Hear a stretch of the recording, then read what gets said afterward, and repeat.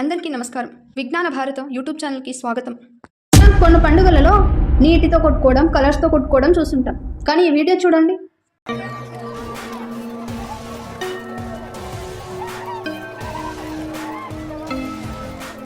ఆ వీడియో చూసాము. వాళ్ళేంట్రా బాబు ఆవు పేడలతో కొట్టుకుంటున్నారు.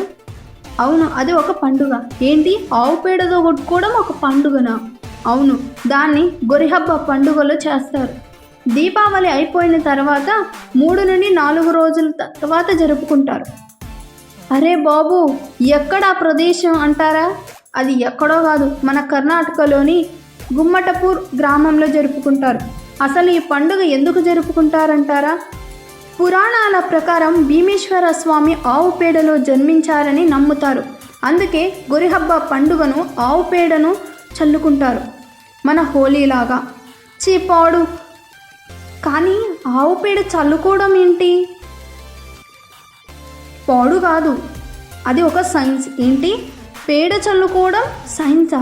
అవును, సైన్స్ ప్రకారం ఆవు పేడ యాంటీ బ్యాక్టీరియా, యాంటీ ఫంగల్, మన బాడీకి ఒక టాక్సిక్ లాగా పనిచేస్తుంది. ఇన్ఫ్యాక్ట్ ఆవు పేడని మెడిసిన్లో కూడా వాడతారు. సో ఆవు పేడను చల్లుకోవడం నో ప్రాబ్లం. కానీ వారు కొట్టుకుంటున్నారే, చల్లుకోవడం లేదు. అక్కడైనా ఇంకా ఎక్కడైనా జరుపుకుంటారా? అక్కడే కాదు, మన ఆంధ్రలో కూడా జరుపుకుంటారు. మన ఆంధ్రలో జరుపుకుంటారా? ఎక్కడో కాదు, కైగుపాల, మన కర్నూలు జిల్లాలోనే పిడకలవార్ అనే పేరుతో జరుపుకుంటారు. ఈ గ్రామంలో 2 గ్రూప్గా విడిపోయి కొట్టుకుంటారు. ఉగాది తర్వాత రోజు జరుపుకుంటారు. 2012లో 15 మందికి ఈ పండుగలో గాయాలు అయ్యాయి, కానీ నో పోలీస్ కంప్లైంట్.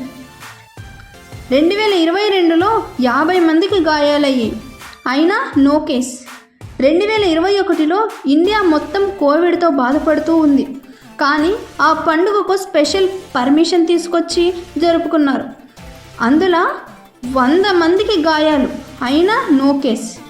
ఎందుకురా బాబు కొట్టుకొని గాయాలు చేసుకోవడం అంటారా?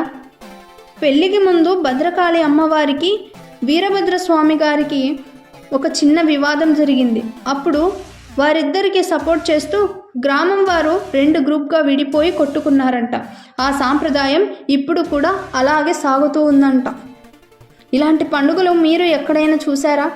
అవి చూసి ఉంటే కామెంట్ రూపంలో తెలియచేయండి. ఈ వీడియోలో తప్పులు సర్దుబాటులు ఉంటే కామెంట్ రూపంలో తెలియచేయండి.